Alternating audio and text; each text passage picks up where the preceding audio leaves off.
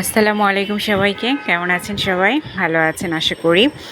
আজকের একটা খুব ঝটপট ডেজার্ট করা দেখাবো। অনেক সময় দেখা যায় যে গেস্ট আসবে বা বাসার সদস্যদেরও হঠাৎ করে কিছু ডেজার্ট আইটেম খেতে ইচ্ছে করছে, কিন্তু হাতে বেশি সময় নেই।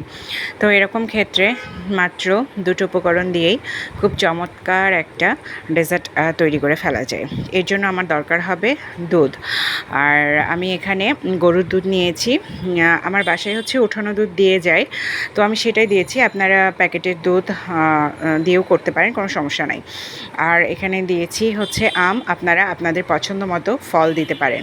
আমার বাসায় আম আর কলা ছিল, তো কলা দিব না, কারণ বাচ্চারা আমটাকেই পছন্দ করে। এর আগেও করেছি, তো ওরা আম দিয়ে খেতেই পছন্দ করেছে।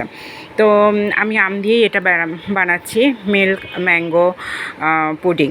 তো আর দুধটাকে আমি একটু চিনি দিয়ে গরম করে নিয়েছিলাম, আর সঙ্গে আগার আগার পাউডার। এটা কিন্তু মাস্ট লাগবে, আগার আগার পাউডার ছাড়া এই ডেজার্টটা হবে না। একটা আগার আগারের কৌটা আপনি যে কোনো সুপার শপেই কিনতে পাবেন, ওখান থেকে পরিমাণ মতো দিয়ে দেবেন আপনার দুধের পরিমাণ অনুযায়ী। আমার আজকের দুধটা ছিল অনেক বেশি, মানে আমার বাচ্চারা খায় নাই, 2-3 দিনের দুধ জমেছিল। তো আমি সবগুলো দিয়েই মোটামুটি করে ফেললাম ডেজার্টটা, কারণ ওরা খেতেও অনেক বেশি পছন্দ করে। তো আমি 2 জায়গায় বসালাম, একটা ছোট করে বসালাম বাটিতে, আর একটা বড় করে। যেটা ছোট করে বসালাম, চিন্তা করতেছি আমার প্রতিবেশী, আমার ফ্ল্যাটের ভাবিদেরকে একটা পাঠাবো, আর একটা আমাদের বাচ্চাদের জন্য রাখবো। তো চিনি দিয়ে দুধটা যখন ফুটিয়ে নেবেন, চিনিটা গলে যাবে, তারপরে আগার আগার পাউডার দেবেন।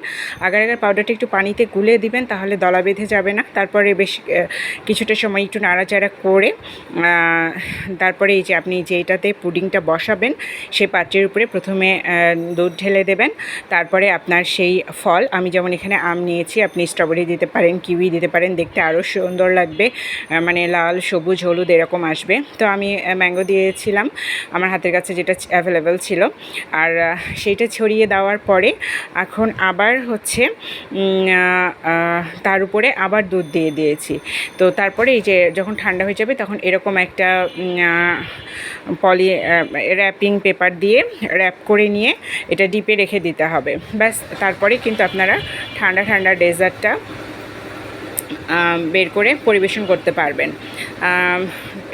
এটা হচ্ছে কাটার জন্য একটু চাকু দিয়ে সাইড থেকে খুলে নেবেন। এটা খুব সহজেই মোল আউট হয়ে যায়, এটা কোনো মানে সমস্যা নেই।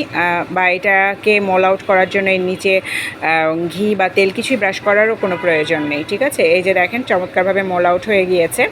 আর এটা দেখতে কিন্তু অসাধারণ লাগে, ভিডিওতে যতটা না ভালো লাগছে, তো এটা হচ্ছে মানে সামনাসামনি কিন্তু খুবই সুন্দর লাগে দেখতে। এবং এরকম একটা ডেজার্ট যদি গেস্ট বা নিজেরাও খান, তো ভালো লাগবে আর কি। দেখতে যেমন ভালো লাগবে, খেতেও ভালো লাগে। আর এখানে পুষ্টিকর, ম্যাঙ্গো তো অবশ্যই পুষ্টিকর, খুবই ভালো একটা ফল। আর হচ্ছে আর এই যে মিল্ক আছে, সো এর ইনগ্রেডিয়েন্টসগুলোও কিন্তু বাসা সবার জন্য হেলদি। আর এই যে আমার ছেলে খাওয়ার জন্য অস্থির হয়ে গিয়েছে, তো ওকে আমি এখন একটা স্লাইস দিয়ে দেবো। আর এইটা সবচেয়ে বেশি ভালো লাগে যখন আপনি যে স্লাইসগুলো তুলে নেবেন, এর ভেতরে কিন্তু ওই যে আমের যে টুকরোগুলো আপনি ছড়িয়ে দিয়েছিলেন সেগুলো দেখা যাবে। তো এটাই আর কি, মানে দেখতেও অনেক বেশি ভালো লাগে। এ কারণে সাদার ভেতরে হলুদ আম, আর যদি আপনি অন্য ফল দেন লাইক স্ট্রবেরি, তাহলে রেড দেখাবে। অনেকে জেলি জমিয়েও এটাতে করতে পারে, তবে জেলির চেয়ে আপনি যদি ফ্রুট দেন, তাহলে আমার মনে হয় যে পুষ্টিগত দিক থেকে কিন্তু সেটা আর একটু বেশি রিচ হয়। তো দেখুন, দেখতেও কিন্তু অনেক সুন্দর লাগছে, তাই না?